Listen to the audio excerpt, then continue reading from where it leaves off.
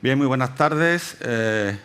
Gracias a todas y a todos por estar hoy aquí en esta actividad de la Bienal de Ciencia de Barcelona, en la que vamos a hacer una reflexión sobre la identidad urbana, contando un proyecto que hemos desarrollado durante esta Bienal y que tiene como objeto una reflexión desde muchos puntos de vista, científicos y no científicos, sobre la identidad urbana, como os decía. Va a tener dos fases esta acción. Por un lado, dos personas, Juan Bolaños y Pau Alarcón, van a contar la globalidad del proyecto, en principio, y a continuación Pau nos contará los resultados sociológicos que ha producido esta práctica, este experimento que hemos realizado en Barcelona. Y a continuación, a partir de las 12, tendremos una conversación con el antropólogo Alberto Corsín, con el cual reflexionaremos sobre las experiencias de intervención urbana y de construcción de marca, de ciudad, que de alguna forma estamos ejemplificando con este Amodio Córdoba. Sin más dilación, voy a presentar a los dos ponentes que en primer lugar van a explicar el proyecto.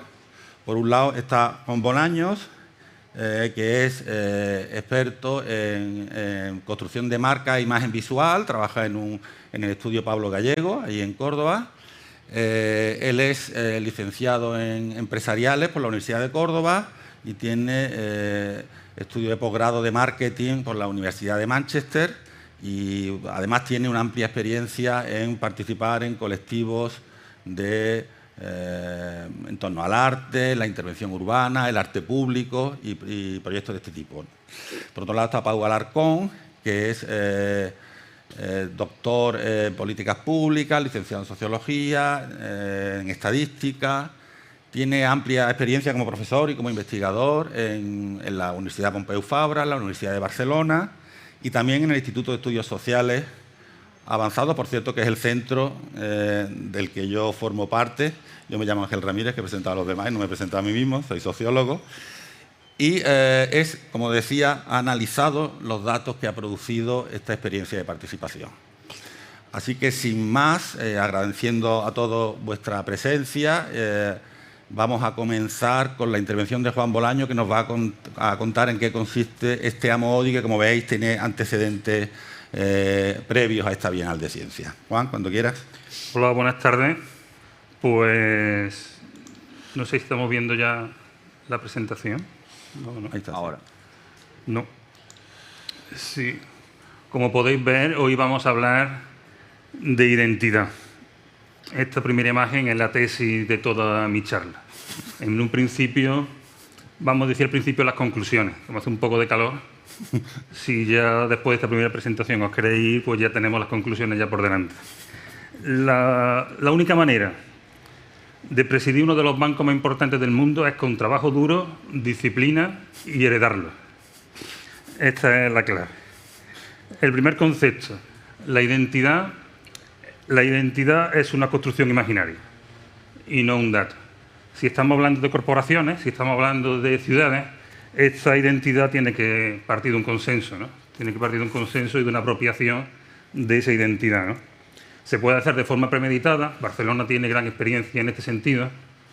Y el último ejemplo de identidad consensuada puede ser la que ha ocurrido en Madrid con Manuela Carmena y Nacho Padilla. Nacho Padilla, que precisamente está en el Ayuntamiento de Barcelona con Madrid Tabraza, ¿no? Creo que ese puede ser el último ejemplo que tenemos en España de identidad de ciudad consensuada, ¿no?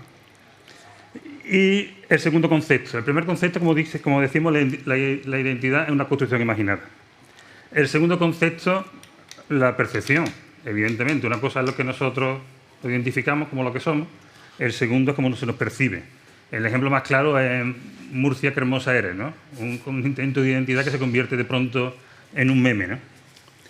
Y por último, que posiblemente todos nos reímos de esta declaración. Ana Botín, nadie me ha regalado nada. Pero el tercer punto es que no no hacemos la reflexión de que todos somos Ana Botín, en realidad.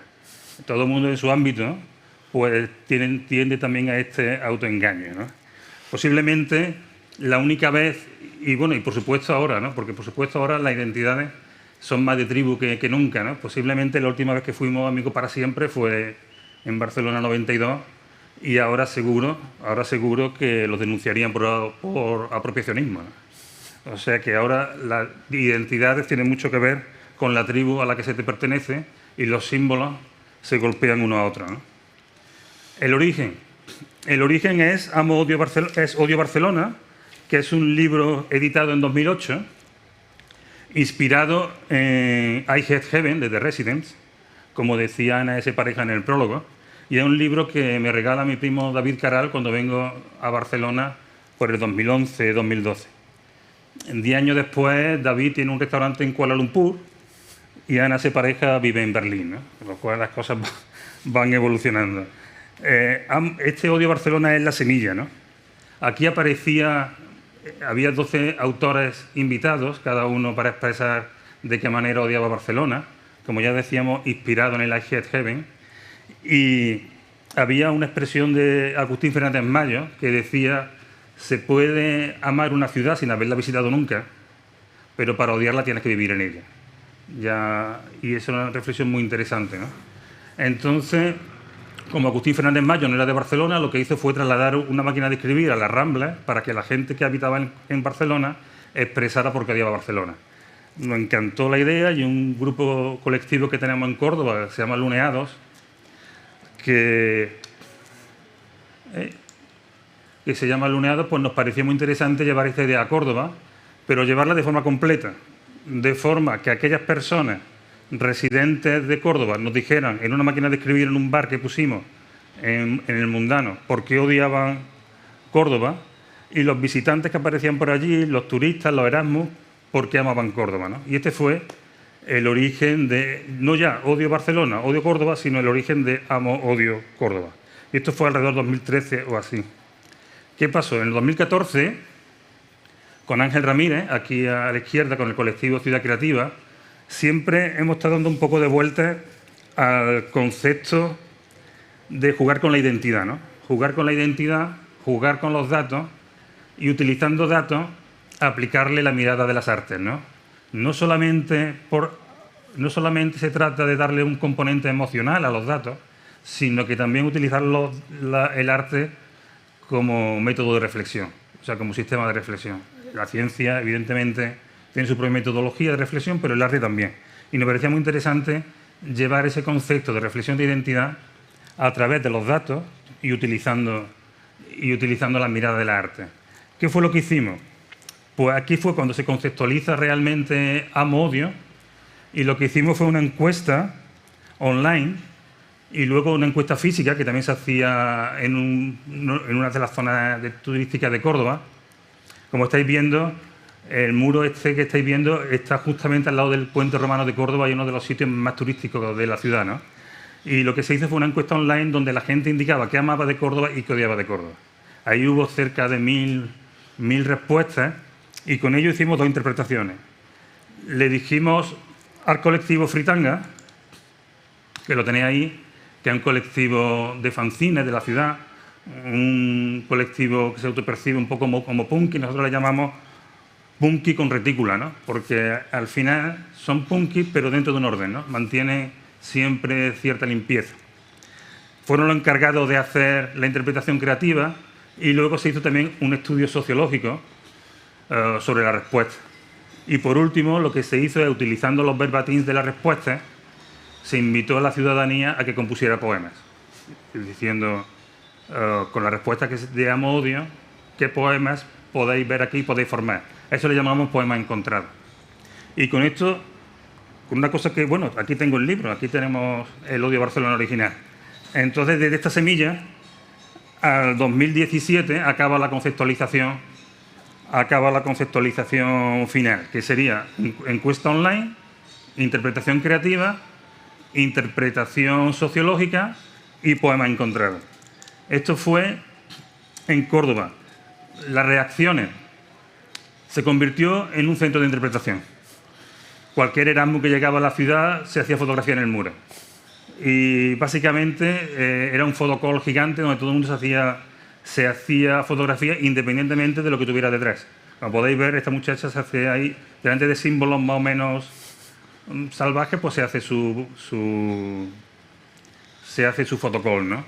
Y tuvo cierta repercusión en redes porque estaba en un sitio muy, muy visible. ¿Qué sucedió? Volvemos a hablar otra vez de la identidad compartida, la identidad de tribu. Evidentemente, ahora cada tribu tiene unos símbolos que tiran a la cabeza de los demás, ¿no? No existe tanto ya la identidad como ciudad, sino más bien la identidad dentro de cada tribu. Y aquí se vio en dos casos paradigmáticos. Por un lado, una página de humor que hay en Córdoba que se llama Cuñadópolis, pues utilizó un meme como diciendo fantástico el muro hasta que vemos Cordosiesa. Y entonces Cordosiesa lo interpretó como un insulto machista y calificó al muro de machista y hizo una campaña bastante potente contra el machismo del muro. Por el otro lado, había, como podéis ver, cruces invertidas en el muro y entonces apareció el titular de las instituciones vuelven a financiar un ataque a la Iglesia. O sea que aquí teníamos en un mismo muro las dos reacciones, independientemente de que la mayoría de la gente estaba en las reacciones anteriores que hemos visto, que era un fotocall, y de las reacciones, la polarización en Córdoba, que es interesante por dónde se polariza cada ciudad, la polarización en Córdoba se realizó entre el feminismo y la Iglesia Católica. ¿Qué sucedió? Pues que convocamos a todos los que hayan sentido ofendidos a que borren con sus propias manos y una brocha el objeto de su defensa. Convertimos el muro Amodio Córdoba en el muro del ofendido. Ahí nos podéis ver, aquí podéis ver a Ángel agachado colocando el plástico y cada uno con su mano, con su propia mano, con mucha alegría, por cierto, porque a la gente le encantaba borrar y le encantaba machar. De hecho, se veía claramente la gente a lo que le tenía ganas. Pues cada uno iba borrando lo que le parecía ofensivo del muro. Ahí tenéis a la gente borrando. Y hubo ofendidos también por borrar el muro, claro. También hubo quien se ofendió que era una obra, hay quien dijo que era una obra de arte y que eso tenía que mantenerse allí porque todos los turistas se paraban a hacerse una foto. ¿Y qué sucedió? Aquí nos tenéis a nosotros, en fin, facilitando la tarea para que borraran, y el propio Fritanga nos hizo un meme. Se vengaron también. Y hicieron un comunicado. Los propios Fritanga se sintieron ofendidos al borrar el muro. En fin, el mundo es muy interesante. ¿Qué sucedió? En el 2018, en plena movimiento feminista en España, hubo la gran explosión del feminismo, pues nos pareció interesante no hacer un muro feminista, sino un muro hecho por mujeres. Si nos decíamos, bueno, tenemos una encuesta que han respondido 1.000 personas, hay 1.000 respuestas, 1.000 verbatims. Lo que podríamos hacer en el 2008 sería, ya que hemos borrado el muro y ha tenido tanto éxito, pues sería hacer un análisis de género a las respuestas que ya tenemos y el muro, la interpretación creativa, en lugar de hacerlo un colectivo, en este caso masculino, como era Fritanga, que lo hiciera un colectivo femenino. Entonces contactamos con Beatriz Sánchez, que es una artista visual cordobesa, que ahora mismo está localizada en Bilbao, y ella con 6 alumnas de la Escuela de Arte en Mateo Inurria. Es interesante decir que Fritanga partían también de la Escuela de Arte de Mateo Inurria. Era un colectivo de fanzines que se creó en la Escuela de Arte de Mateo Inurria. Y en el 2018, Beatriz Sánchez lo que hace es la interpretación del muro, de los mismos datos, pero la interpretación propia con estas 6 mujeres. Y para diferenciarse también del mural, intentaron hacer también un muro basado en cosas que se instalaban, ¿no? No tanto pintado, sino instalación de cosas. Aquí tenéis a Beatriz Sánchez y a las 6 alumnas en la Escuela de Arte, y esto fue un poco como quedó el muro. Aquí hay que tener en cuenta que, igual que el barrio acogió el anterior muro como un fotocall, independientemente de los símbolos que había, el barrio lo aceptó como un fotocall porque era un sitio interesante para hacerse una foto, independientemente de los símbolos. Lo que es cierto es que Beatriz Sánchez jugó un poco más con el feísmo y ahí el barrio no estuvo tan contento. Ahí el barrio ya quiso un poco poner un límite al muro. Bien, la segunda opción fue en La Rambla. La Rambla es un municipio de la provincia de Córdoba, yo soy de La Rambla, y Juan López, que lleva el Festival de Arte Aptitudes, nos dijo que trasladáramos el mismo concepto a La Rambla. Allí lo que quisimos hacer fue que la operación creativa jugara o tuviera una relación con las pintoras de La Rambla. Las pintoras de La Rambla, hay que tener en cuenta que estamos hablando de pintoras de cerámica. La Rambla es un municipio de cerámica que tiene cerca de 70 talleres, y las pintoras son las pintoras que realizan la pintura en la cerámica, que es un colectivo que realmente no existe percepción de comunidad y tampoco existe deseo de pertenencia, y muchas veces tampoco existe un excesivo orgullo de pertenecer al colectivo de pintoras. No se ve tanto como un orgullo profesional, sino como una actividad que hay que hacer con baja remuneración, ¿no? Es un trabajo además que está desarrollado por mujeres en La Rambla, y bueno, yo creo que tiene mucho que ver con la tradición de no darse mucha importancia, ¿no?, al trabajo femenino, ¿no? Es un trabajo que se realizan las mujeres y que realmente no existe un orgullo sin darse mucha importancia, ¿no? Y entonces pues quisimos que los diseñadores actuaran con las pintoras de La Rambla. Y dentro de una planificación que desarrollaron los diseñadores, que en este caso lo tenemos aquí, los diseñadores fueron José Luis Brel, Felipe Acoteca y Sota, las pintoras en un principio llegaron muy prudentes, diciendo, no, nosotros estamos aquí para seguiros. Eso fue en 10 minutos. Al cuarto de hora estaban ellas pintando inmediatamente. Y ahí los tenéis debajo de Pintoras Power, o sea, el poder para las pintoras, que fue una de las cuestiones que surgió en La Rambla, ¿no? La verdad que fue muy interesante porque además ellas iban contando el proceso de enseñanza que es oral de unas pintoras, de una generación de pintoras a otra generación de pintoras. Eso fue en La Rambla. Y sorprendentemente también nos llamaron desde Málaga para que se llevara a Málaga, en este caso en otra escuela de arte, que es la Escuela de Arte de San Telmo, a través de los diseñadores anteriores. ¿Qué podéis imaginar que sucedió aquí?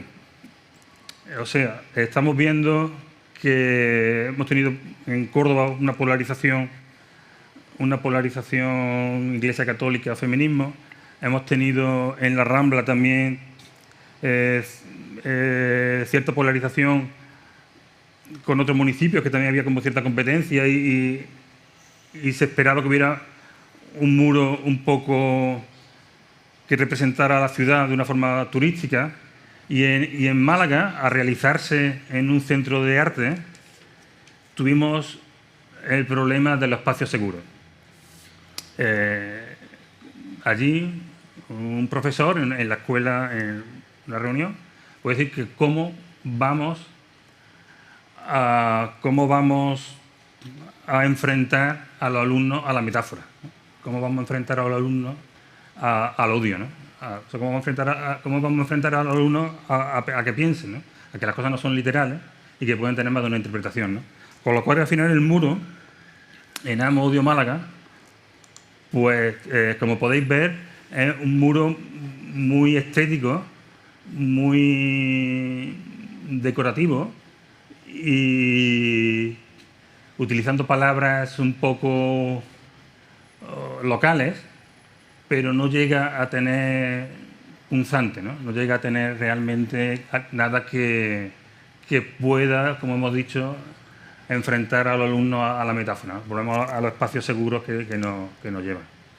Bueno, y ya terminando, la relevancia. No se trata de tener identidad.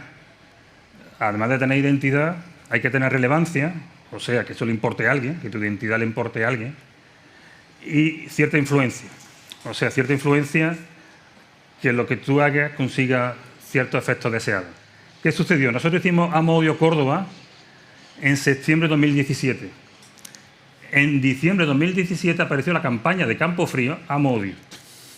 En diciembre, 3 meses después, una campaña que ha sido premiada por la empresa Mácana, ha sido premiada internacionalmente, que ha tenido millones de visitas, que ha tenido millones de entradas en Google, y no ha habido ninguna entrada, no decimos de plagio, porque evidentemente no estamos hablando de plagio, pero que nadie dijera, oye, pero es que en Córdoba se hizo hace 3 meses otro Amo-Odio. Esto no es la España vacía, es la España invisible, ¿no? Es la España invisible.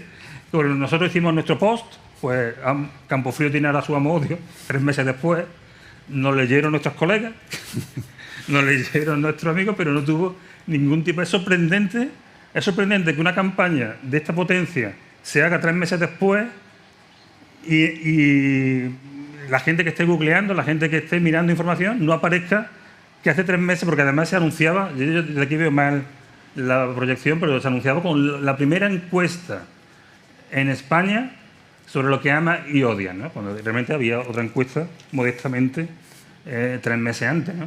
Pues esto evidentemente tiene mucho que ver con la identidad, tiene que ver con la segunda parte, que es la relevancia. Y ya por último, pues llegamos a Córdoba, a Barcelona.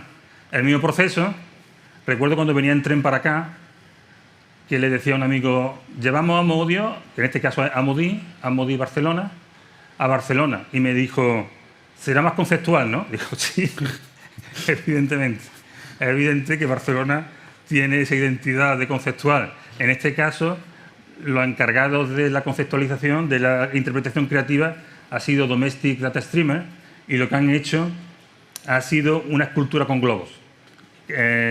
Globos rojos, lo amo, hemos hecho la encuesta, ha habido 1000 respuestas, 1000 respuestas, alrededor de 800 respuestas. Sí, ha habido 800 respuestas, alrededor de 300, unos 3000 verbatim, ¿no? Casi 3000 de cada. Casi 6000. ¿Perdón? Casi 6000 en total. Casi 6000 verbatim en total. Y entonces Domestic Data Streamer lo que ha hecho ha sido llevar esa conceptualización a globos. Conforme más bajo están los globos, significa que menos se ama o menos se odia. Y conforme más arriba, más se ama y más se odia, ¿no? Aquí tenéis a Domestic Data Streamer y tenemos a José García Obrero, que lo tenemos aquí delante, que ha sido el encargado de hacer los poemas encontrados, en este caso en Barcelona, en Amo-Di Barcelona, y que se realizó el pasado viernes, ¿no? Yo, por terminar, me gustaría aportar mi pequeño micropoema dentro de la Amo-Di Barcelona, que me pareció que era muy bonito, que aparecía una persona que viene de Benalmádena, vive en Cabril, que ha vivido 5 años en Barcelona. Amo Barcelona, puedes conocer a gente muy distinta y de todo el mundo. Odio la soledad, el no conocer a la gente de tu bar. Me pareció de una ternura infinita, y con esto pues le damos paso a Pau, que nos va a dar una explicación mucho más seria que la mía de lo que son la interpretación.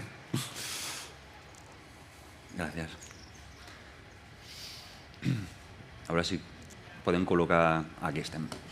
Val. Bueno, jo em plantaré de peus perquè amb aquesta calor que m'activi una mica, no? Com deia el Juan, jo m'encarregaré de mostrar el que són els resultats de l'enquesta que s'ha realitzat a Barcelona. Es tracta d'una enquesta que s'ha fet en xarxa i que han contestat 800 persones. Llavors ja com, bueno, no pretén ser una enquesta representativa del que pensa la població de la ciutat, però sí que hi ha suficients respostes com per poder fer-nos una idea, no? Tenir un indicatiu de quines són les passions positives i negatives que s'aixequen en aquesta ciutat, no? Les dues preguntes de l'enquesta eren molt directes. Quines 3 coses estimes de Barcelona? En concret eren 3 aspectes, llocs o coses que estimes de Barcelona, i quines 3 coses odies de Barcelona. I després també, primer mostrarem una mica quines són les respostes generals i després també hi havia doncs, el sexe, l'edat, el municipi de residència actual. Es poden veure algunes diferències interessants, no?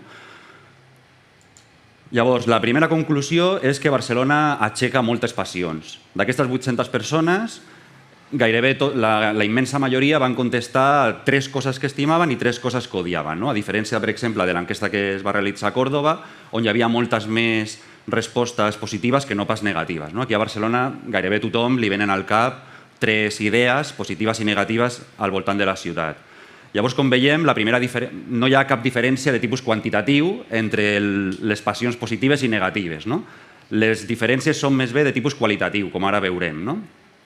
Bàsicament, les coses que s'estimen són molt més comunes, no? Hi ha alguns elements que aglutinen a la majoria de les coses estimades i a mi, personalment, a l'hora de codificar les respostes, per resumir tota aquesta informació, em va resultar molt més fàcil la part de l'estimar que no pas la de l'odiar. No? L'odi ho fem en un sentit metafòric, no? Són coses que no t'agraden, no hem d'arribar a aquest extrem d'odiar, no? Però les coses que no agraden de la ciutat són més diverses, hi ha més diferències, hi ha més matisos, llavors hi ha més categories l'ha hagut d'agrupar en més categories de resposta i veureu que està molt més repartit.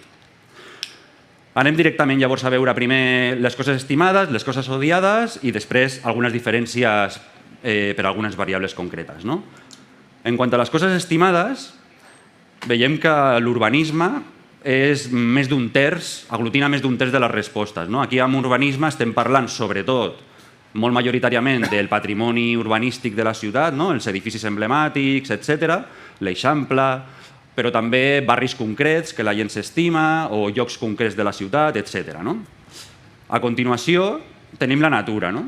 La natura, bàsicament, les referències més recurrents que he incorporat en aquesta categoria de natura són el mar, la muntanya, no? La situació de Barcelona i els parcs, els espais verds de la ciutat. Són les coses més esmentades aquí. No? I si veiem, entre l'urbanisme i la natura ja tenim més de la meitat de les respostes que es van fer al total de les 800 persones.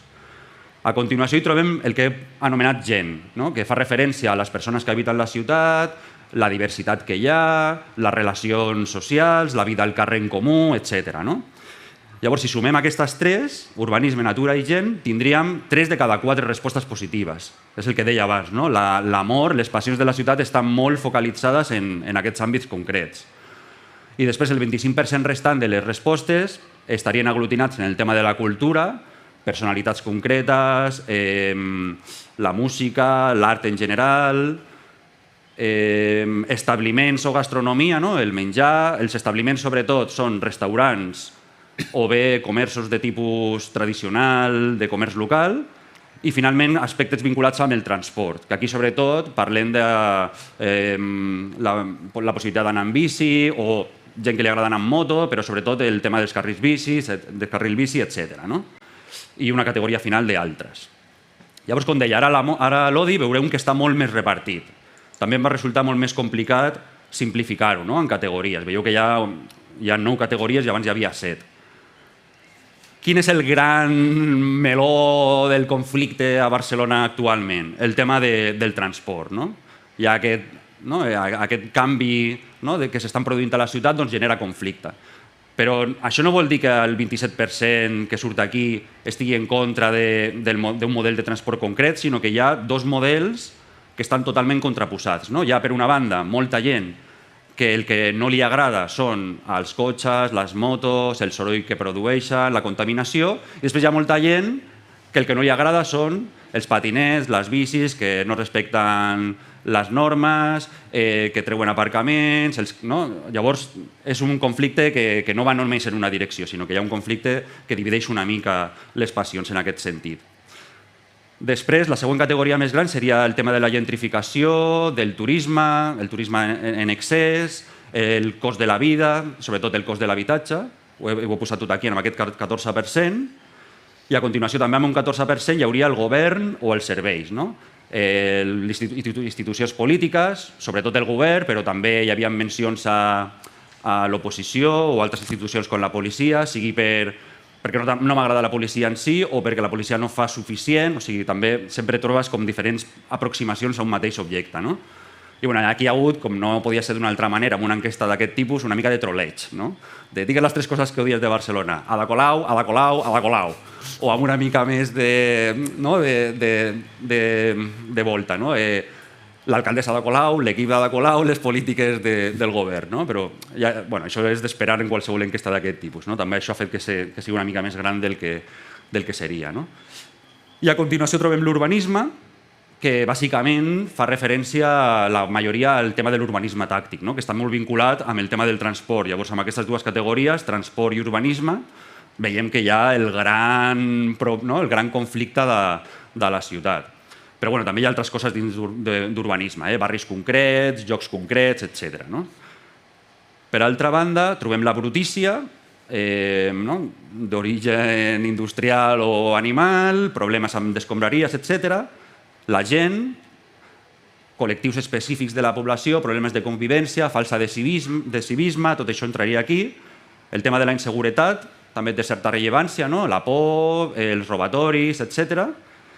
I una altra categoria que he dit natura, que són qüestions de la natura, no? Sigui el clima, la calor a l'estiu, o elements del regne animal com els coloms o del regne vegetal com les plataneres, no? Que també sortien esmentades diverses vegades. I finalment una categoria d'altres.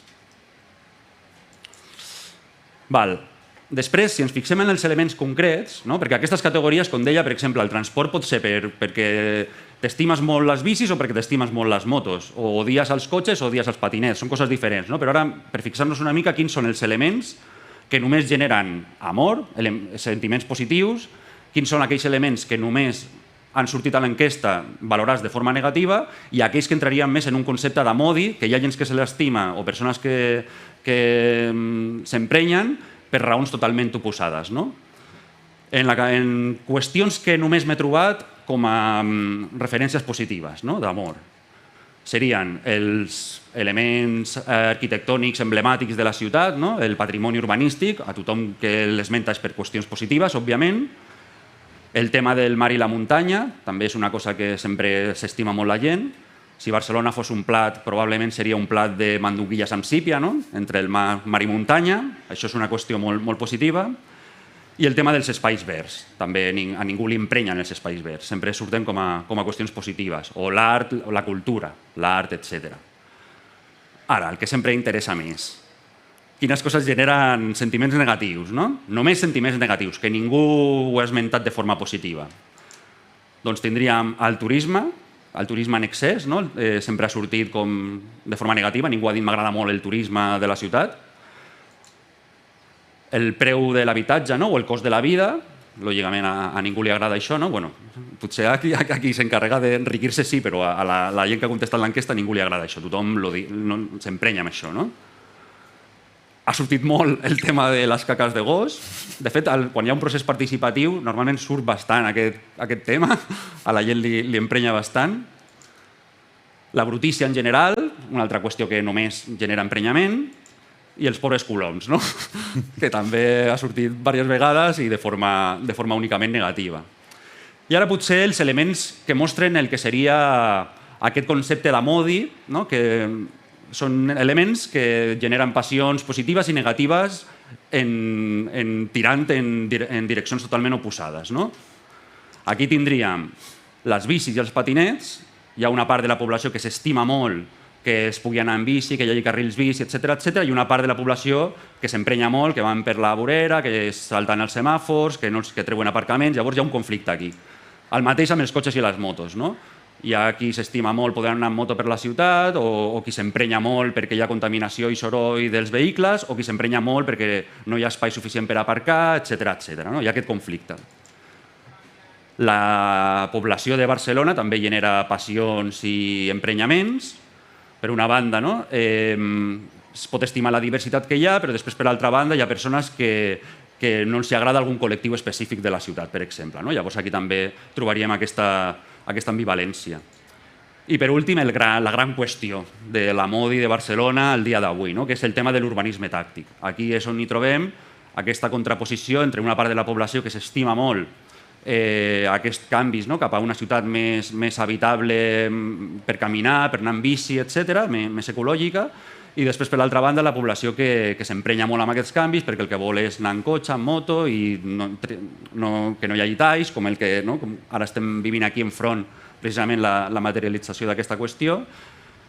I aquest seria una mica la conclusió més interessant d'aquesta enquesta, és el gran conflicte que hi ha a la ciutat en preferències en relació a aquest model de transport a la ciutat. No? Seria el gran tema que hem trobat. I ara, com deia, per acabar, mirarem algunes diferències entre algunes variables concretes, no? per veure què surt. És interessant.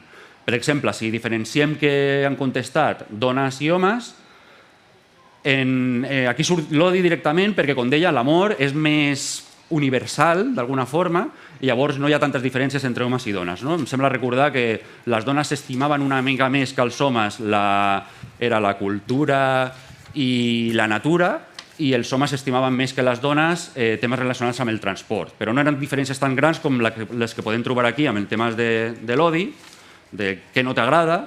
Llavors veiem que a les dones no els hi agrada en major grau que als homes el tema de la gentrificació del turisme, la brutícia o algunes qüestions de convivència amb les persones que viuen a la ciutat.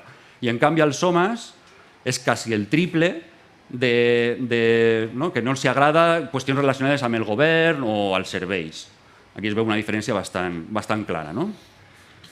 Si ens fixem ara, per exemple, en qüestions d'edat, el mateix. En qüestions de sentiments positius no hi havia tant contrast, però amb sentiments negatius trobem una mica més de diferències. No? Llavors, per exemple, a les persones joves destaca que no els agrada el tema de la gentrificació del turisme d'una forma més forta que a la gent més gran, i en canvi a la gent més gran s'emprenya molt més en qüestions vinculades amb l'urbanisme o qüestions de la brutícia de la ciutat. Hi ha com el doble o més d'oposició entre la gent gran. Què passa si mirem d'on són les persones que viuen a la ciutat? Les persones que han nascut a Barcelona, que són d'aquí des del minut 1, s'emprenyen més amb el tema de l'urbanisme que les persones que han vingut, que van néixer a un altre lloc i ara viuen aquí, i també s'emprenyen més amb el tema de la brutícia. I en canvi les persones que no han nascut a Barcelona estan més emprenyades en relació a qüestions de turisme de massa, gentrificació, cost de la vida, etc. I em sembla que ja és l'última, la qüestió d'on vius a dia d'avui. Si continues vivint a Barcelona, si vius a Barcelona en el moment de fer l'enquesta o si ja no vius a Barcelona. Has viscut abans però ja no. Llavors, en aquest sentit, hi trobem que les persones que viuen a Barcelona s'estimen molt més els elements de la natura, el mar i la muntanya o els parcs, que les persones que no viuen a Barcelona a dia d'avui. No sé si això tindrà alguna cosa a veure amb el qualificatiu aquest de pixapins, però no entraré en aquesta polèmica. I, per altra banda, les persones que... Aquí m'ha faltat un parell de cercles d'aquests. Les persones que actualment no viuen a Barcelona s'estimen més aspectes vinculats sobretot amb la cultura, que suposo que és una mica, pensant en qui pot viure fora de Barcelona, pot tenir més accés a, per exemple, a la natura, però l'oferta cultural que hi ha a Barcelona és una cosa molt estimada que potser tiren en falta, les persones que ja no viuen aquí. Llavors, això és una mica els resultats de l'enquesta i, bàsicament, ha estat un exercici per mi molt divertit. Va anar veient les respostes i anar una mica analitzant-les i ens serveix, jo penso, per conèixer una mica quines són les passions que desperta aquesta ciutat i temes conflictius actuals, fins a quin punt són centrals o no, com hem vist una mica amb el tema de l'urbanisme, el model de transport, etc. de la ciutat. Llavors, moltes gràcies i continuem amb les preguntes, comentaris o el que sigui. Bien, gracias Pau y Juan. Yo creo que es muy interesante tanto la contextualización que ha hecho Juan de los antecedentes que teníamos de este proyecto como la concreción en Barcelona, que es una ciudad que, como hablaba Juan antes, tiene una gran tradición de construcción de su identidad a través de grandes procesos de reflexión. Y bueno, pues esta es una pequeña experiencia más en esa línea. Así que, si os parece bien, pues abrimos un turno para que quien quiera comentar, preguntar, aportar algo, dar su visión, pues lo haga. Así que, si os parece que alguien tiene algún interés, pues que pida la palabra y seguimos un poco comentando. A ver. Sí. Diga el micrófono.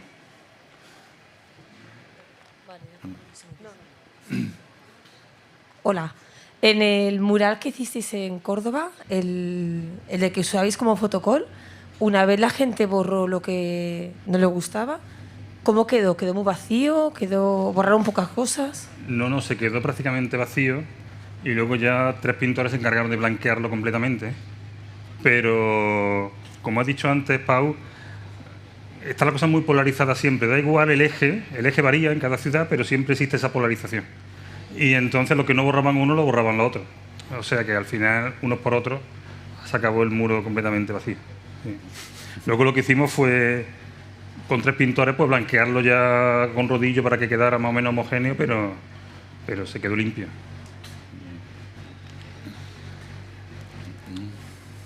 Sí. ¿Alguna pregunta más?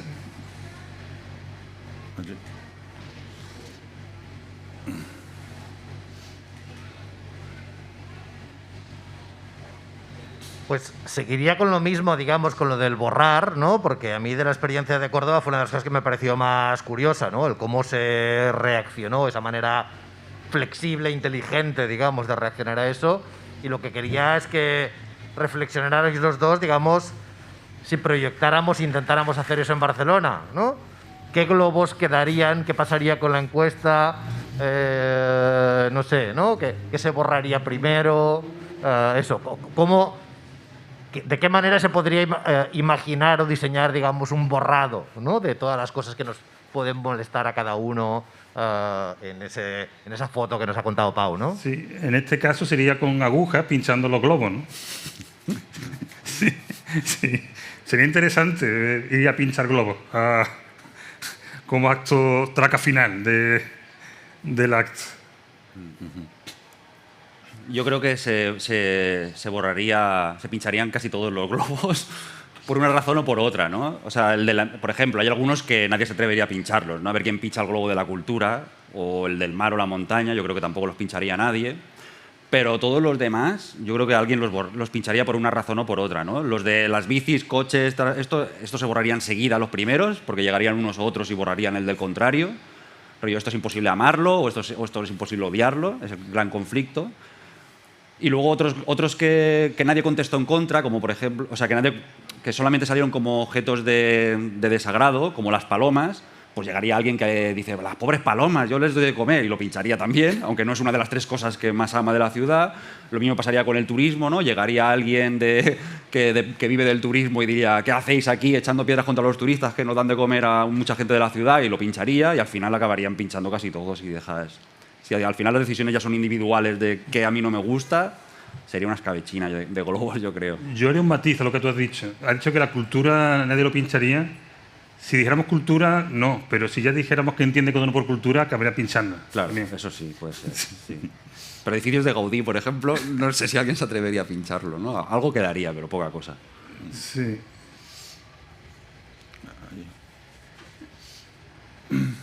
Quería preguntaros si en las respuestas la gente decía el por qué. Y también quería saber si tenéis datos para ver si las respuestas de las distintas ciudades se parecen o no. Vale, eran preguntas abiertas. Entonces había quien decía el mar o había quien decía 3 líneas explicando por qué, ¿no? Es un poco... El Excel con todas las respuestas originales está online. Se puede... bueno, yo he hecho un informe así que salen más información de la que hemos mostrado aquí rápido, que también se podrá ver y hay un poquito más de información, y tanto el Excel como esto se podrán consultar online y aquí se pueden ver cosas. Y los informes de Córdoba no sé si están publicados en algún sitio también para comprobarlo. Sí. Están disponibles en ciudadcreativa.eu, que es el colectivo con el que hemos realizado esto. Están disponibles los 3 estudios y las respuestas están en abierto. Las respuestas pinchando podéis ver la respuesta en cada sitio. Yo en ese sentido tenía aquí unos datos. Cuando tú has dicho los resultados de género en Barcelona, los tenía aquí, al final no lo dije. Era muy interesante también el análisis de género en Córdoba. Lo voy a comentar porque es muy breve solamente. El 3% de los hombres no tenían nada que odiar, frente al 17% de las mujeres. O sea, había un 17% de mujeres que dejaron el odio en blanco. Luego, las mujeres valoraban bastante más el patrimonio que los hombres, y los hombres valoraban más los bares. O sea, que es tópico, ¿no? Pero bueno. Y luego las críticas a los déficits de ocio cultural, que siempre hay una queja siempre que falta oferta cultural y de ocio, pues en el caso de las mujeres esa queja era el doble que la del hombre. O sea que el análisis de género también era muy interesante en el caso de Córdoba. Sí, y bueno, yo aquí en la presentación he mostrado solo una parte, ¿no? Cuando comparaba por variables para hacerlo más rápido, pero luego en la otra cara, digamos, también tenía sentido las diferencias que salían de edad o de... O sea, que eran diferencias lógicas, ¿no? Que encajan. Oye, había una palabra allí. Por aquí querían... A ver, la opción de decir borrar en lugar de dar la opción a pon tu opción conciliadora frente a esto que te ha ofendido, ¿por qué no se dio? Porque queríamos ser más punky que ellos. Claro. Cuando en las redes se magnifica todo mucho y son todo tormenta en un vaso de agua, al final tampoco hay que conciliar tanto porque al final se oye mucho, pero en realidad era un fotocall. En Córdoba en realidad era un fotocall. La gente se hacía fotografía allí, pero sí es cierto que se crean este tipo de debates que parece que la ciudad, pero la ciudad en realidad es bastante indiferente, ¿no?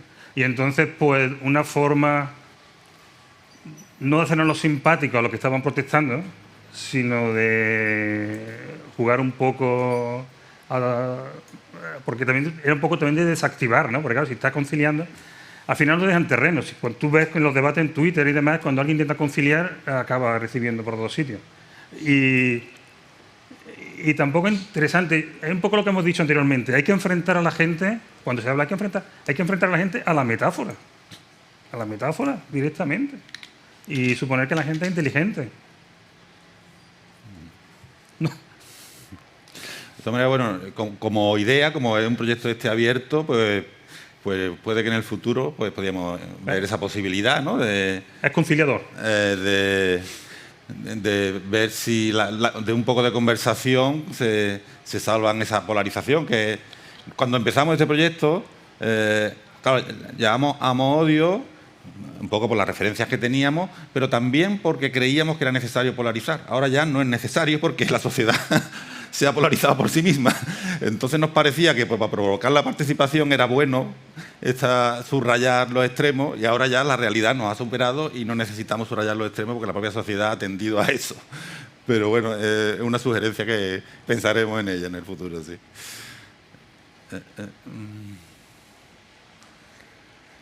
¿Os veis reflejados más o menos en este retrato de la ciudad que sale ahí, en las personas que estáis aquí presentes?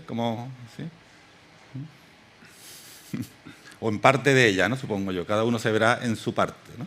¿Y hay alguien aquí que contestó la encuesta, por curiosidad? Ah, sí, mira qué bien.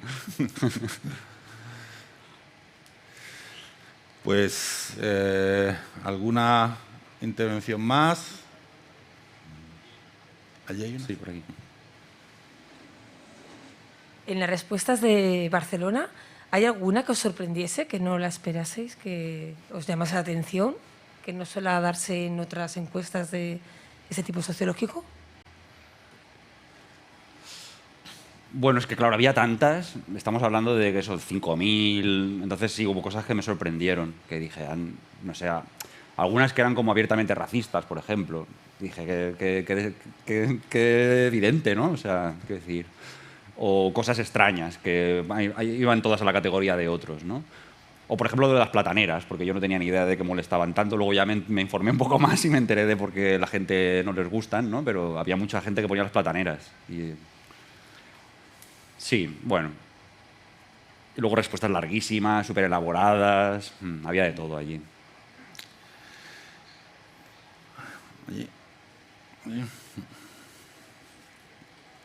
¿Cómo me decían?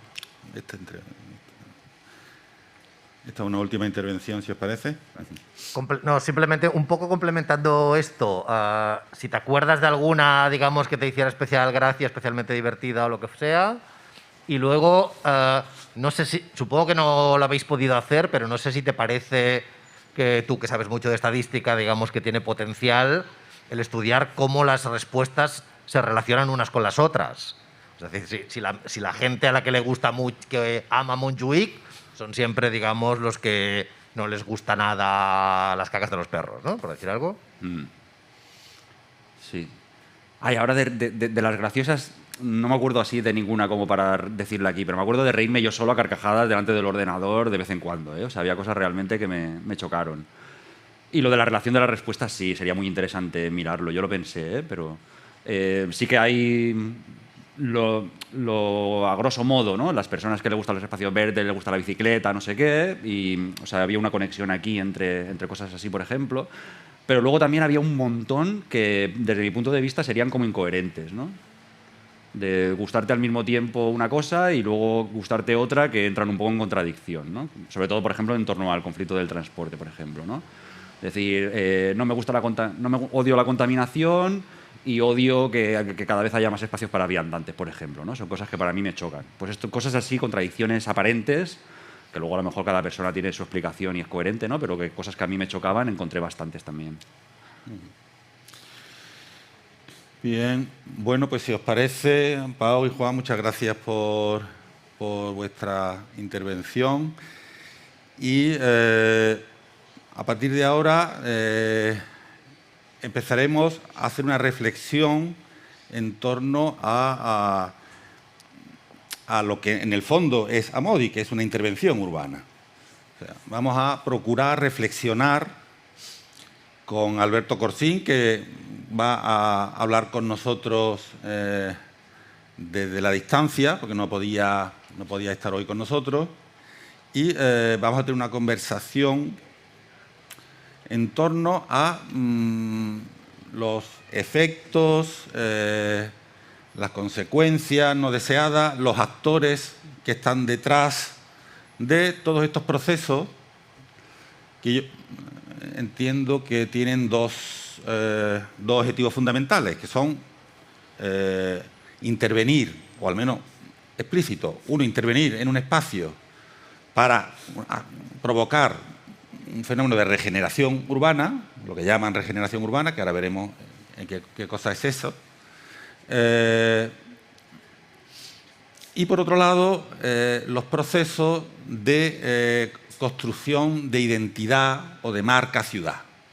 En el fondo es una operación de carácter parecido, solo que en un ámbito mayor, o sea que tiene el conjunto de la ciudad como objeto, y un carácter más inmaterial, en principio, que el otro que suele tener. Aquí se ha hablado ya en Barcelona es ahora mismo un debate muy intenso en toda la cuestión del urbanismo táctico y la peatonalización de espacios y tal, lo que es, o sea, que suelen tener una dimensión material, ¿no? Las intervenciones urbanas suelen tener. Bueno, esta bipolaridad de construcción de marca y de intervención urbana, pues vamos a procurar hacer una reflexión sobre esos procesos en su generalidad, no solo en el caso de Amodi, que no es más que una pequeña experiencia, ni es de Barcelona. Y entonces, pues no sé cuándo podremos hablar con Alberto Corsín, que como digo, aquí está Alberto. Muy buenas, ¿qué tal? Hola Ángel. ¿Qué tal? Bueno. ¿Qué tal? Encantado de estar, muchas gracias por la invitación. Nada, pues ¿Me mira. escucháis bien? Sí, te escuchamos perfectamente y te vemos, no sé si estás en la luna o no sabemos muy bien, pero se ve que estás en un sitio muy interesante. Bueno, presento brevemente a Alberto. Alberto es investigador científico del Centro de Ciencias Humanas y Sociales del Consejo Superior de Investigaciones Científicas en Madrid, es doctor en Antropología Social por la Universidad de Oxford y máster en Antropología Social por la London School of Economics and Political Science.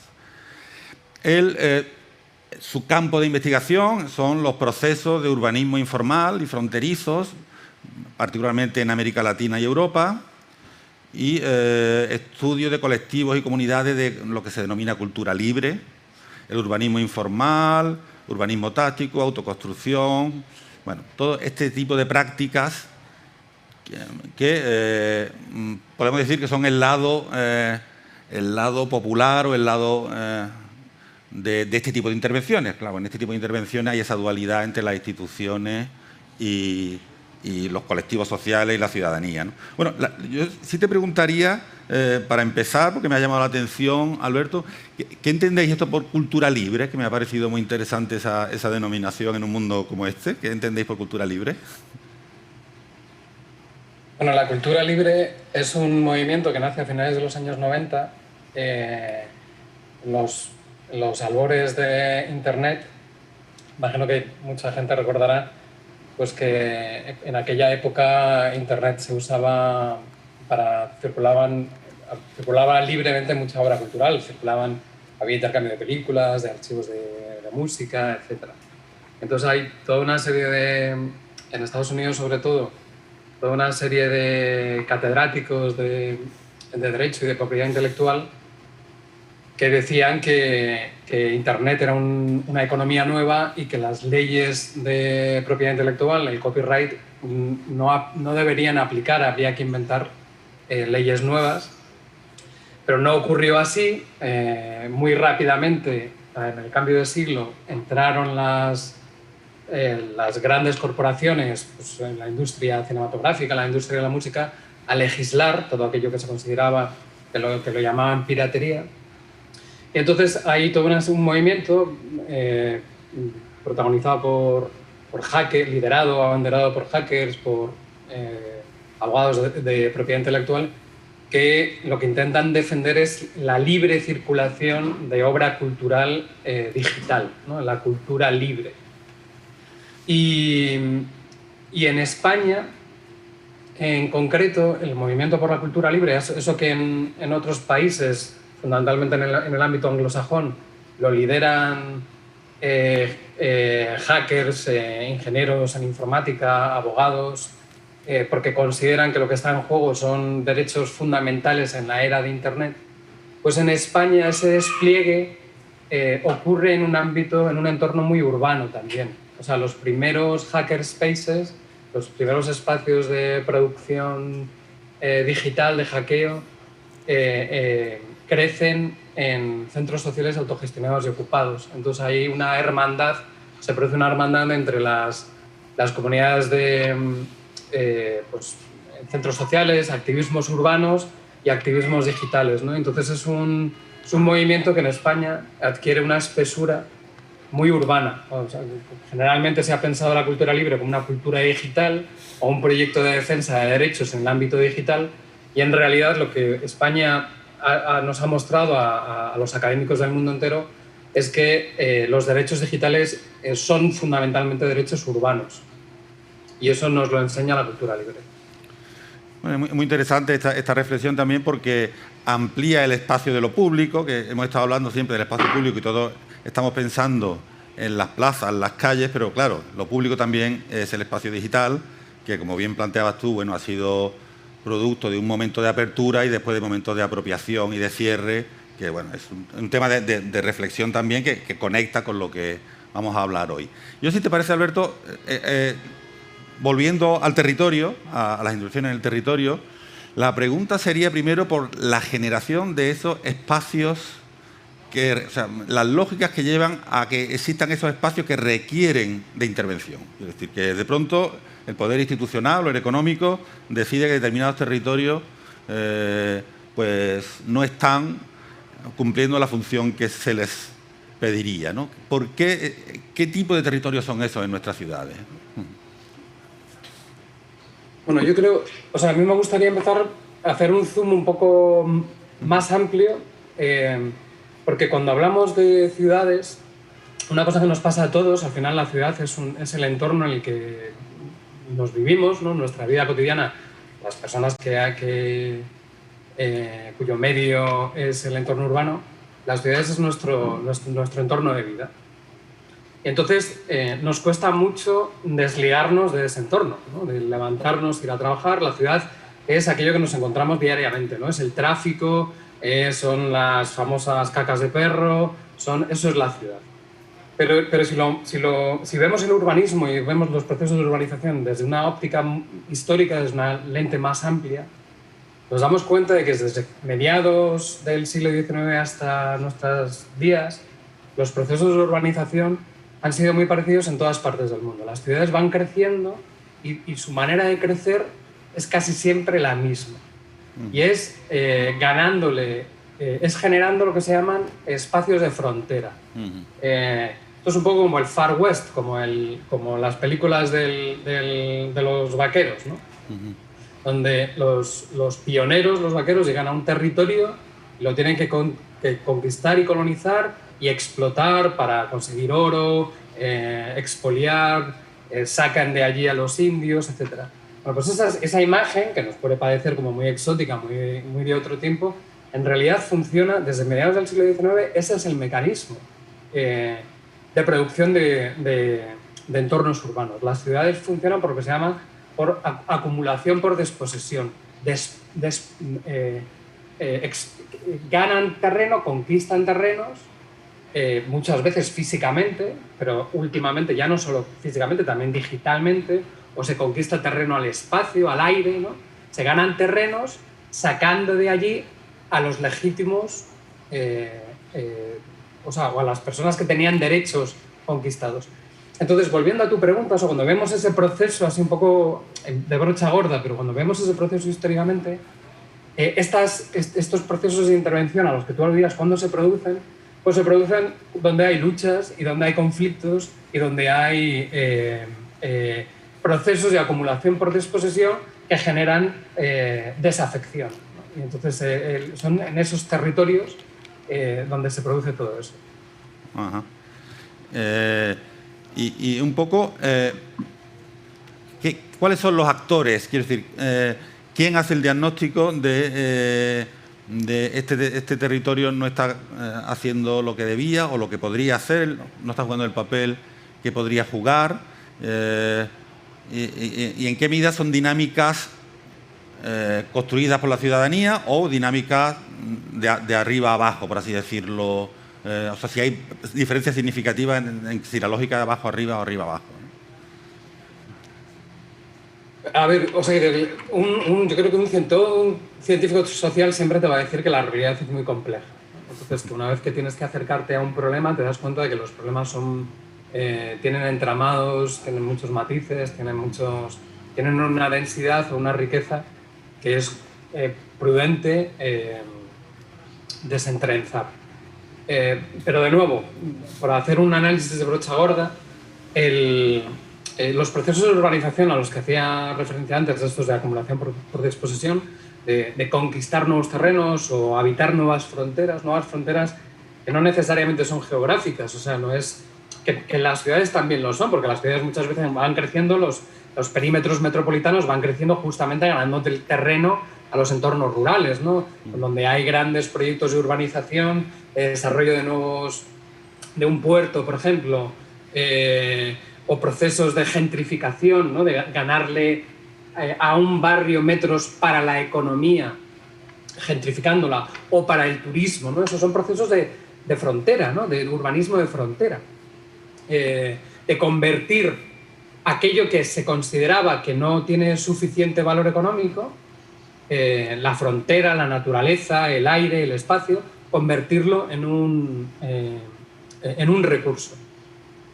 Entonces, normalmente en la historia esos procesos se inician por los poderes fácticos, ya sean por los agentes económicos, ya sean por los agentes políticos, y suelen ser contestados por las personas que habitan el territorio.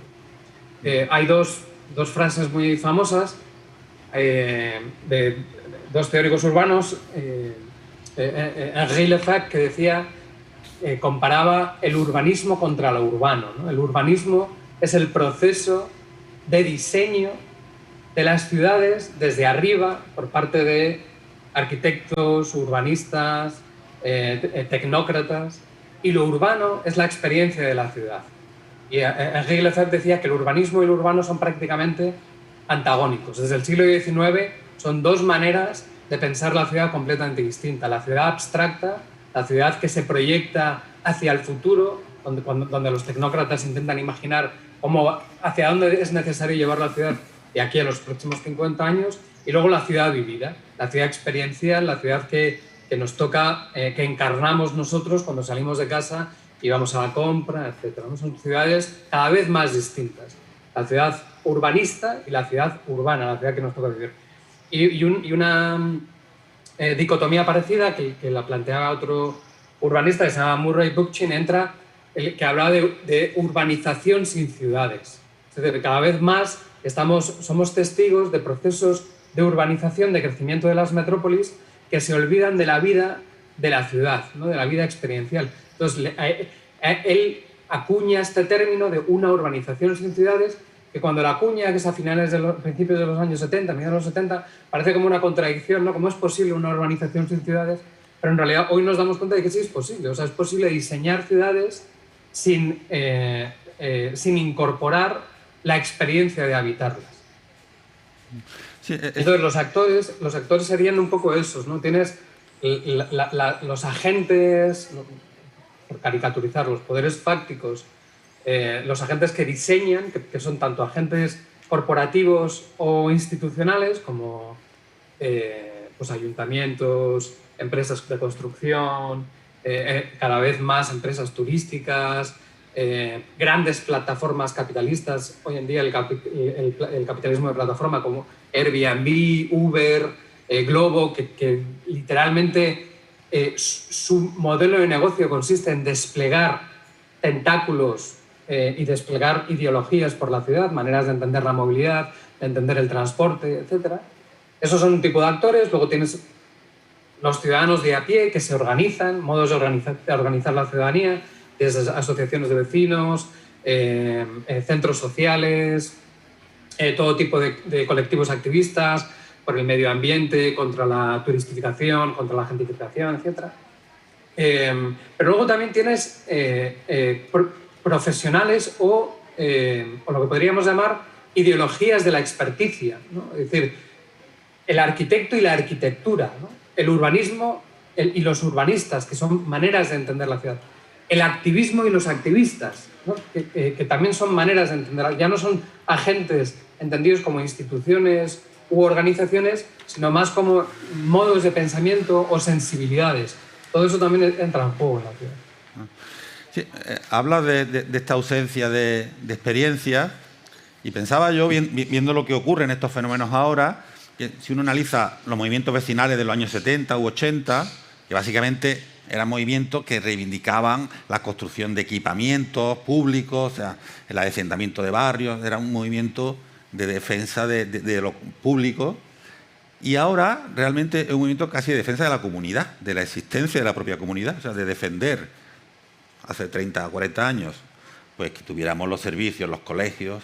Ahora de pronto lo que se siente amenazada es la propia existencia de la comunidad. Yo entiendo, si uno mira Venecia, por ejemplo, que es un caso extremo por sus circunstancias particulares, es como se está inventando la ciudad sin habitantes, ¿no? O sea, Venecia va en una dinámica que, no sé, probablemente llegará un momento en que, bueno, ya ha perdido muchísimos habitantes, y esa es una de las claves, ¿no? O sea, cómo el uso, o sea, de que estamos tendiendo a determinadas zonas de la ciudad donde pierden los habitantes de la ciudad, que son los que dan la condición urbana, claro, sin habitantes, y ha pasado de defenderse equipamiento a la propia existencia de la comunidad, ¿no? Que yo creo que es ahora el motor de esta defensa urbana, ¿no? De la que hablan, ¿no?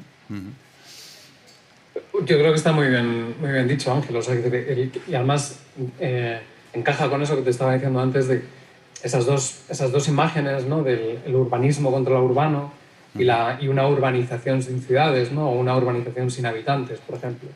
Efectivamente, de nuevo, volviendo a un relato histórico, por ejemplo, el tipo de ciudad que nace en el siglo XIX es una ciudad que se suele llamar, en ciencias sociales la solemos describir como la ciudad burguesa liberal o la ciudad del urbanismo público, ¿no? En donde a partir de 1850 el diseño de las ciudades avanza a través del despliegue de grandes infraestructuras, los grandes ensanches, las infraestructuras de saneamiento, de luz, de transporte, donde el Estado se hace cargo de imponer orden y dicta los términos en los que los ciudadanos pueden tener derechos, ¿no?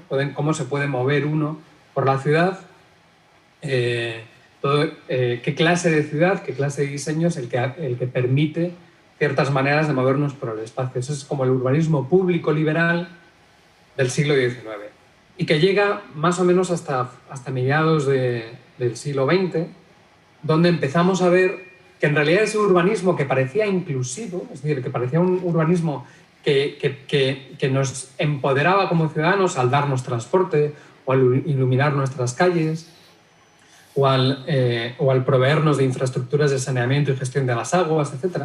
En realidad ese urbanismo, que hasta entonces parecía inclusivo, en realidad es exclusivo. Porque en el despliegue de todas esas infraestructuras hay que sacar a gente, ¿no? Hay gente que vive en ciertos barrios y en ciertos distritos, hay que sacarlos de la ciudad para poder proveer de infraestructuras, proveer de mobiliario, proveer de equipamiento, y hay que sacarlos a los márgenes de la ciudad, a las periferias. Y es justamente a mediados finales de los años del último siglo que la idea de la periferia, ¿no?, como parte de la ciudad empieza a cobrar visibilidad. Empezamos a ser conscientes de que las ciudades tienen periferias, que tienen residuos, que hay gente que habita las periferias y que esa gente pide ser incorporada, ¿no? Y entonces es cuando el urbanismo, ese urbanismo público liberal del siglo que venían dictando cómo deberían de ser las ciudades desde el siglo XIX, empieza a transformarse o empieza a abrirse a una concepción más comunitaria del urbanismo. De que el urbanismo no solo lo hacen las instituciones, también lo hacen las comunidades. Y son las asociaciones de vecinos en España, en Barcelona, en Madrid, en las grandes metrópolis. Los últimos 50 años del siglo XX son muy significativos y tenemos algunas de las historias más prominentes de cómo son los vecinos, los ciudadanos de a pie, los que conquistan la ciudad, los que se ganan el derecho a la ciudad, justamente pidiendo incorporación de colegios, de luz, etcétera, que el franquismo y el tardofranquismo en esas periferias se había olvidado de ellas, ¿no? Entonces vemos una transición del urbanismo público liberal del siglo XIX a un urbanismo de lo común o de los comunes en la segunda mitad del siglo XX.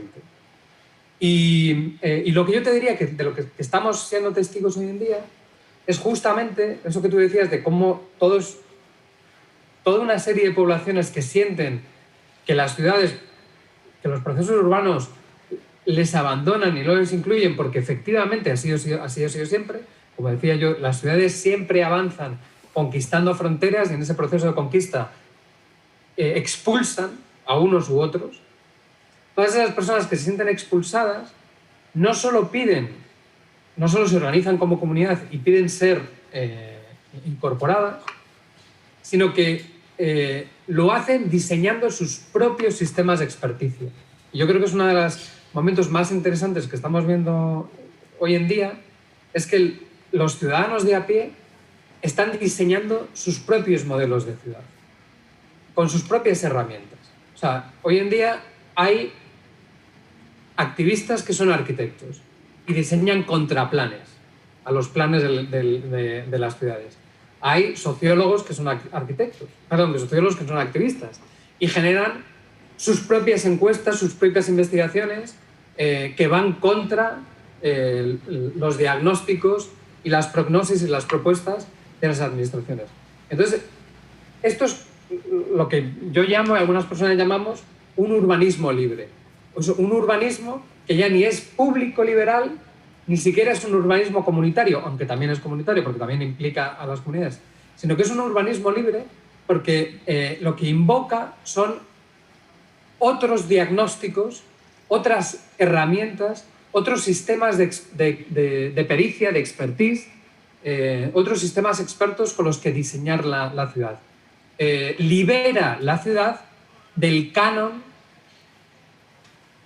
del que venía impuesta desde mediados del siglo XIX. Entonces, esa manera en que tú lo has puesto yo creo que es muy acertada de cómo lugares como Venecia, por ejemplo, que es una ciudad sin habitantes, en realidad yo creo que si miramos más de cerca, lo que veremos es que los habitantes han diseñado otra ciudad. Lo que pasa es que es una ciudad, o sea, que están haciendo otras propuestas. Lo que pasa es que esas propuestas van por debajo del radar, que no las vemos, ¿no? Las verán los que viven en Venecia, pero las personas que vivimos en España, con lo único que nos quedamos son con los grandes titulares, ¿no? Pero hay un urbanismo libre que propone desde la calle, en Venecia, en Barcelona, en Madrid, en Sevilla, en todas partes, que propone no solo otros derechos, o sea, otros reconocimientos a la comunidad, sino que ya directamente propone otros modelos de ciudad.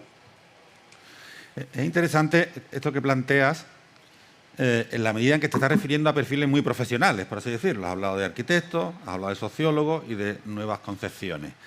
Y también cómo interactúa esos colectivos de profesionales con la población. Quiero decir, hasta qué punto son movimientos que se agotan en esos perfiles sociales o realmente consiguen generar dinámicas compartidas con otro colectivo de trabajadores que a lo mejor no tiene esa facilidad para proponer alternativas, ¿no?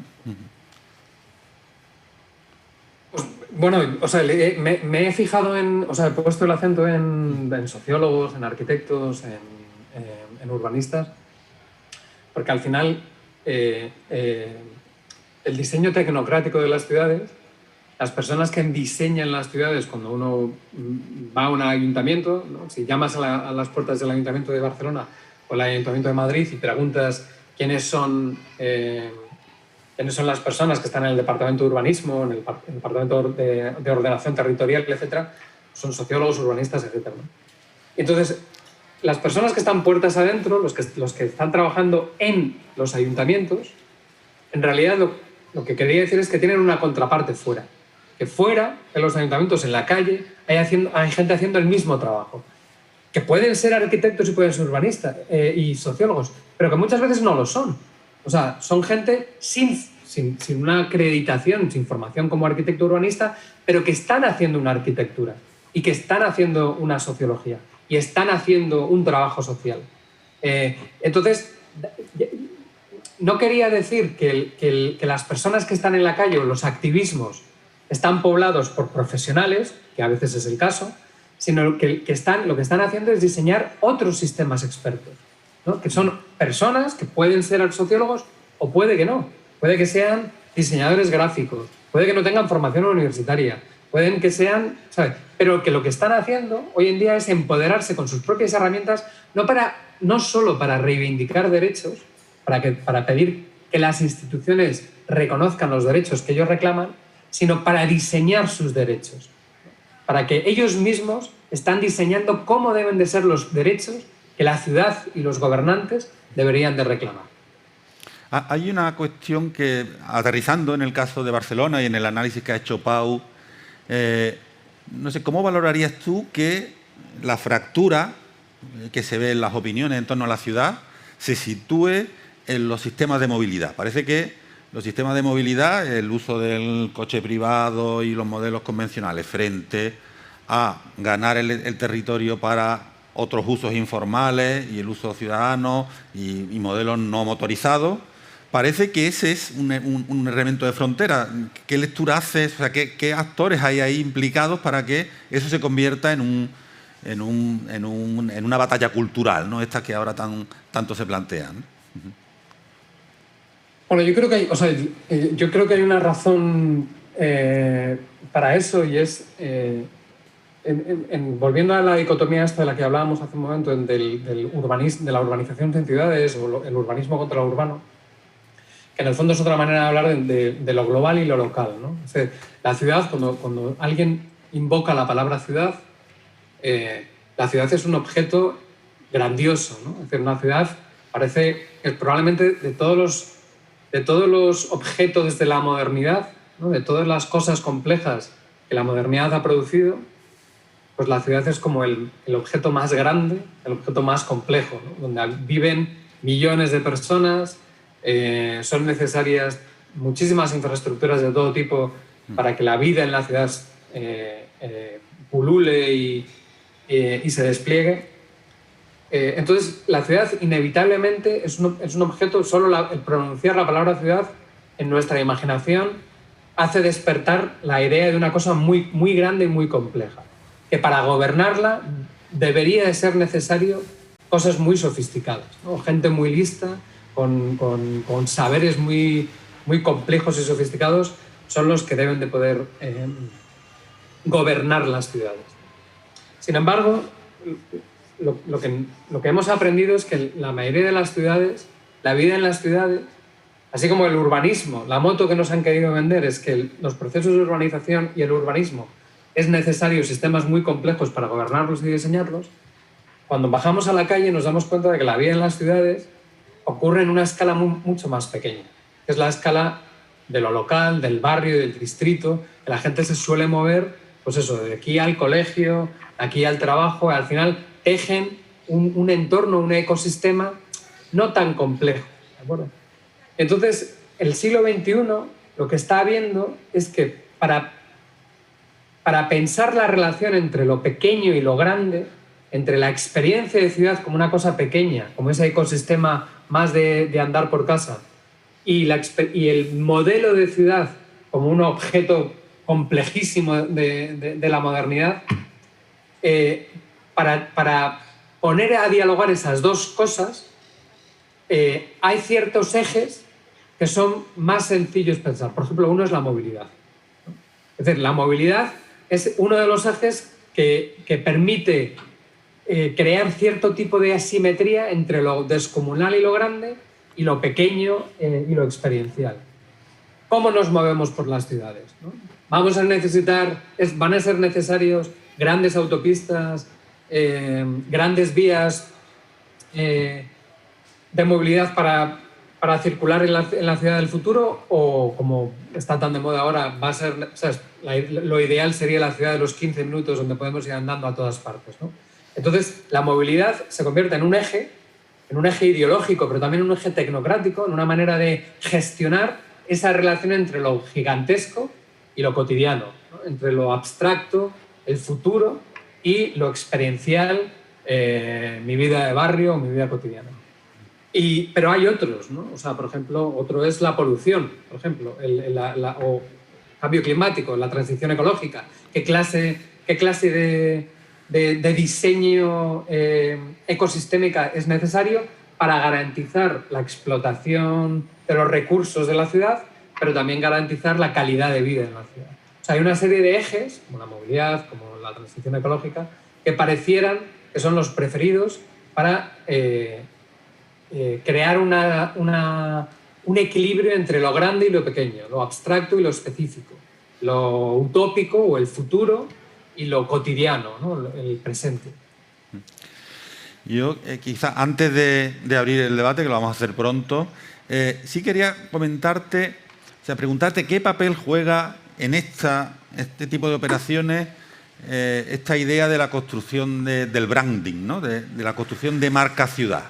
O sea, están relacionados los procesos estos que sobre el territorio con el esfuerzo constante de las instituciones por construir marca ciudad, por un poco la ciudad como producto también, como oferta. ¿Hay relación entre ambos fenómenos? Por supuesto. O sea, yo creo que en la mercadotecnia de ciudades, el branding de ciudad, forma parte de esa historia, de ese urbanismo de frontera del que yo hablaba, donde una nueva frontera a conquistar es la frontera de las inversiones, de las grandes inversiones financieras, de los grandes fondos de inversión que apuestan por unas ciudades u otras en función de cierto tipo de activos, de cierto tipo de intereses, de ciertos tipos de remuneración, ¿no? Y las marcas ciudad lo que venden es eso, ¿no? La marca ciudad va de la mano muchas veces pues, de la apuesta por ganar las Olimpiadas, o ganar el próximo Eurovegas, o la ciudad verde, ¿no? Entonces que supuestamente garantiza una inversión justa, una inversión, o sea, no justa en el sentido de que una inversión que garantiza derechos a los inversores, que garantiza estabilidad, que garantiza una serie de rendimientos de explotación. Entonces el urbanismo de marca, el branding, forma parte de esa historia, ¿no? esa continuidad histórica del urbanismo de frontera a la que yo me refería al principio. Bien, si os parece, abrimos un debate. Si Pau o Juan quieren hacer algún comentario, si os parece, en primer lugar, y después pasamos al público. Sí. O pasamos al público, ¿no? Primero, O mejor ¿no? al público directamente. Por aligerar un poquito Sí, porque nosotros, ¿no? están sufriendo el calor algo Claro. más que nosotros. Así que, Y luego ya intervenimos nosotros, ¿no? vale, pues si consideráis alguna cuestión que queráis plantear sobre esta aportación de Alberto, que me parece muy interesante, que ha sido pasar un poco de este tono frívolo un poco que tenemos en Amodi a una reflexión sobre, Aparentemente frívolo. aparentemente frívolo, sobre la misma cuestión, pero desde una perspectiva más global y creemos que de mucha actualidad en esta ciudad, ¿no? Que es tan productiva en debates urbanos, ¿no? Así que, bueno, si alguien tiene alguna intervención. ¿Sí? Bueno, pues entonces yo por abrir, digo, como no se anima, yo por abrir un poco el debate me gustaría un poco reflexionar sobre el branding y simplemente quitarle demonización, ¿no? Como el branding no deja de ser una reflexión sobre la identidad y sobre la relevancia de esa identidad en otra gente, ¿no? Es un proceso de consenso cuando se hace bien, porque todo branding, toda marca, realmente aparece a través de la experiencia de esa marca, ¿no? Y hay proyectos exitosos, como hemos dicho, el que hubo en Barcelona, que básicamente fue un poco, creo que de alguna forma fue un poco espontáneo, porque realmente fue el cartel de Mariscal, el Barcelona, ¿no? Que fue un poco el reflejo de esa... Todo el mundo quería pertenecer a eso. Y el proceso que se ha relacionado en Madrid últimamente con Nacho Padilla, como hemos dicho, también un éxito exitoso, que fue en Madrid te abraza, y no tenía que ver con atraer grandes inversiones, sino que realmente era un proyecto que unía una intención política por parte del gobierno de Carmen... Manuela Carmen. Manuela Carmen. Era realmente con un proceso de diseño consciente. Realmente ahí hay que reivindicar a Nacho Padilla. Hay que reivindicar a Nacho Padilla en el proceso de, al contrario de lo que suele suceder, que es que estos procesos, por ejemplo, o por poner, antes de terminar con Nacho Padilla, es interesante, por ejemplo, el último proceso que ha habido en Barcelona ha pasado desapercibido, que es el que ha realizado Folk, el estudio Folk, y es Forget Souvenirs, Barcelona is Talent, ¿no? Barcelona es talento. Pero ¿qué sucede? Que eso no ha acabado de encontrar agarre en la sociedad, con lo cual Barcelona no ha hecho propio el Barcelona is Talent, ¿no? Con lo cual no llega a ser una marca. No todo lo que se dice una marca es una marca. La marca es lo que dicen de ti cuando tú no estás en la habitación, ¿no? Por lo tanto, no basta con salir con un logo, no basta con salir con un logo, es un proceso mucho más complejo. Igual que en la arquitectura, ¿no? Luego hay que vivir en los edificios. Y si la gente no vive en ese edificio, pues no se construye marca. Pero no tiene que ver, porque todo el mundo tiene una marca. Y o sea, el debate no se trata si tenemos marca o no. El debate es si queremos que sea un proceso consciente o queremos que sea un proceso espontáneo. Que muchas veces, por ejemplo, Córdoba vende cosas. Córdoba vende la mezquita, ¿no? Córdoba mezquita. Y hay otra cosa, la forma más cutre de marca es coger algo simbólico, ¿no? Que es, por ejemplo, decir la mezquita de Córdoba, ¿no? Y decir Córdoba, más que la mezquita. Entonces, parece que... O decir Jerez, más que vino. Y parece que está diciendo algo, ¿no? Está cogiendo uno de los elementos y al final no deja de ser una cáscara vacía. Pero realmente el proceso de marca, en este momento tan polarizado, realmente interviene de forma muy interesante porque busca consenso. En primer lugar, busca una narrativa y que esa narrativa los ciudadanos se apropien de ella. Si no, no es marca. Si me permitís, o sea, yo lo que pasa es que yo distinguiría lo que serían las estéticas del proceso de producción de marca. Es decir, las administraciones, por ejemplo, en el caso de Manuela Carmina y Nacho Padilla, yo creo que la apuesta por la transformación de la idea de gestión del ayuntamiento en una estética, yo creo que fue efectivamente muy exitosa. En una narrativa. ¿Perdona? en una narrativa. Es interesante que Nacho Padilla es copia, no estética. Pero a lo que yo voy es que yo creo que los movimientos sociales también tienen estéticas propias. Y hay veces por ejemplo, en Madrid, la Ingobernable siempre se ha caracterizado por una apuesta... y yo creo que esto es sintomático de los movimientos sociales del siglo XXI. O sea, es decir, como así como en el siglo XX muchos de los movimientos sociales o la concepción que la sociedad tenía de los movimientos sociales eran movimientos antagonistas, hostiles. Esto ha cambiado y ahora hay una concepción mucho más dentro de los propios movimientos de la práctica del activismo como una práctica jovial, alegre, inclusiva, que va asociada a una estética. Pero claro, de ahí a hablar de marca, o sea, yo creo que el concepto de marca, la palabra marca tiene una serie de connotaciones que está inserta en un proceso mercadotécnico, en un proceso de generación de valor, ¿no? y de despliegue de cierto tipo de valores asociados fundamentalmente al mercado. Entonces yo creo que una cosa es la marca ciudad. Es muy raro que en el proceso de diseño de una marca ciudad no haya un proyecto económico detrás. Porque tú decías, en Córdoba, la mezquita, pues para atraer turismo. No es lo mismo. Estaba poniendo el ejemplo de mezquita como no marca, que no es un proceso de construcción de marca, que simplemente se coge un elemento conocido y entonces se proyecta, como se habla de la paella con cosas, pues el arroz con cosas, pues un poco eso, ¿no? O sea, una ciudad con cosas, pero no un proceso de construcción consciente y de identidad con vocación de reflejarlo al exterior, ¿no? No un proceso de construcción de marca. Cuando ha hablado directamente del diseño, el diseño tiene mucho que ver en el espacio público. Evidentemente ha nombrado arquitectos, ha nombrado sociólogos, y el diseño estratégico también hay activismo y también hay elementos que los objetivos no tienen por qué ser mercadotecnia. Evidentemente existen valores económicos, cosa que no hay que renunciar, porque también hay valor económico en el urbanismo y en la arquitectura. No hay que renunciar a ellos. Otra cosa es si a ti te mueve la maximización del beneficio económico a costa de la Barcelona de los cruceros, por ejemplo, que es diseño, la Barcelona de los diseños. Pero especialmente en Barcelona hay un proceso interesante. Existe la narrativa, no la estética, sino la narrativa de la Barcelona de los cruceros, y están queriendo poner un museo Hermitage para atraer esos museos. Quieren ampliar el aeropuerto.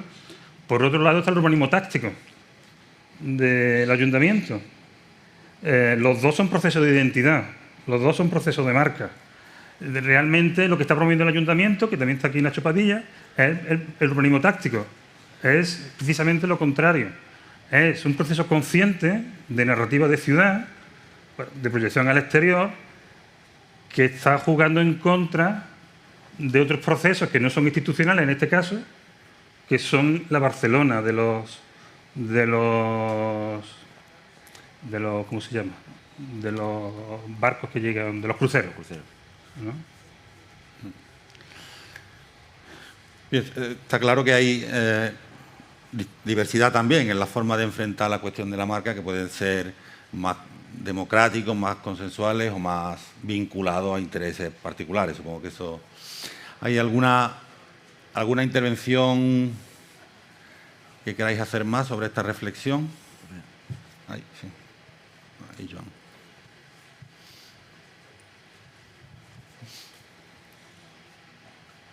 No es sobre esto justamente, de que habláis ahora.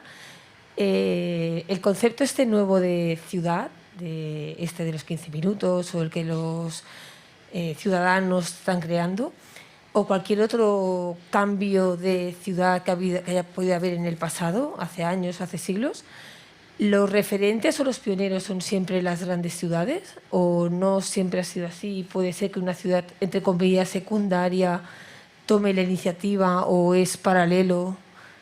Que al principio da a creer que las grandes ciudades, ¿no? Mejor en España, Barcelona y Madrid, sean las que vayan en cabeza, pero ¿es así realmente o no?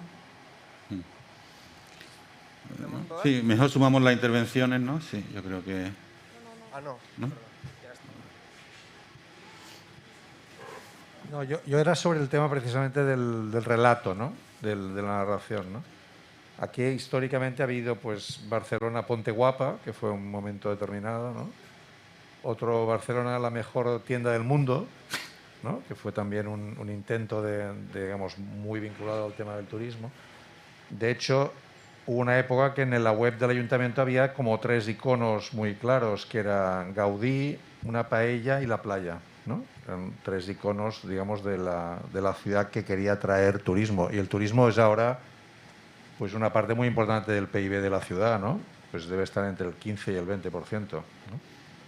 Y hay muchas cosas que se aguantan por el turismo. Pero en cambio, por ejemplo, donde estamos ahora es un intento de otro relato, ¿no? Que es una idea de una ciudad vinculada al conocimiento, vinculada a la ciencia, porque es verdad que Barcelona es, en términos de grandes ciudades, la ciudad que tiene una base científica y universitaria mejor, la cuarta del mundo, ¿no? La cuarta de Europa, quiero decir, después de París, Berlín y Múnich, ¿no? Por lo tanto, esa es una Barcelona que no era visible, que no es visible, ¿no? Y en cambio, sí, en una sociedad que tiende a reforzar la idea de conocimiento y de ciencia como elemento importante, ¿no? Si tú te separas de la idea de la Ponte Guapa o del crucero y tal, estás marcando otro relato, ¿no?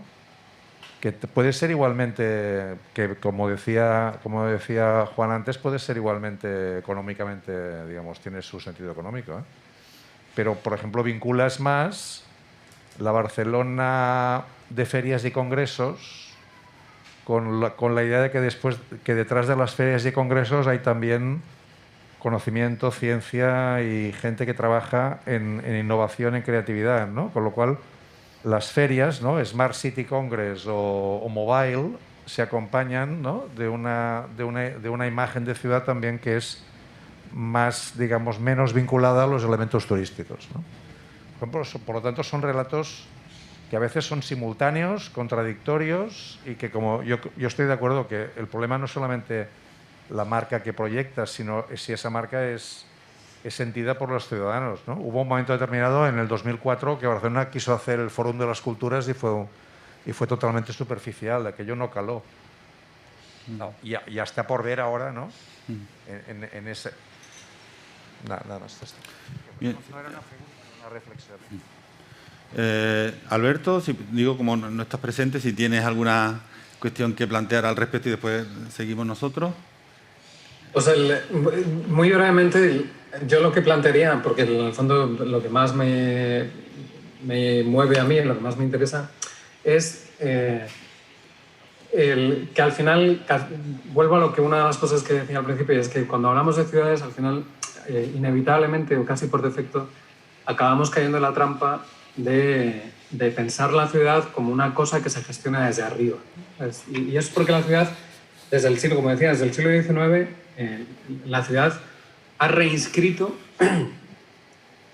nos ha obligado a todos como ciudadanos a pensarse como ese objeto tan complejo, tan grande, tan sofisticado, tan sometido a presiones y a factores y a vectores de transformación que son económicos, financieros, infraestructurales, que pareciera que el ciudadano de a pie se tiene que abandonar y tiene que dejar que sean los de arriba, ¿no? los encargados, los tecnócratas, los políticos, los expertos, los que la piensan, ¿no? Entonces, un poco, yo creo que ese es el por defecto caemos ahí, ¿no? Cuando hablamos de si hay que crear marca, ¿no? ¿Qué tipo de marca? Al final, ese discurso, el discurso de la marca sigue siendo los de arriba, ¿no? Los poderes, los políticos, los que crean la marca, los que crean la narrativa, ¿no? Si pensamos si es con la primera pregunta que decían, ¿no? Hay otras ciudades más pequeñas que han tenido éxito, de nuevo es mirando qué modelos de gestión, y las hay, por supuesto. Por ejemplo, en España, una de las ciudades que más exitosamente ha promovido un modelo de sostenibilidad ecológica ha sido Vitoria, desde hace muchos años, muy famosamente, ¿no? Pero al final las preguntas condicionan la respuesta, ¿no? Porque estamos preguntando qué modelo de gestión, qué modelo de gobernanza de los intereses económicos, políticos, etc. Entonces es una pregunta que lo que pide es que nos digan qué modelo de arriba a abajo es el que deberíamos implementar en el futuro de las ciudades.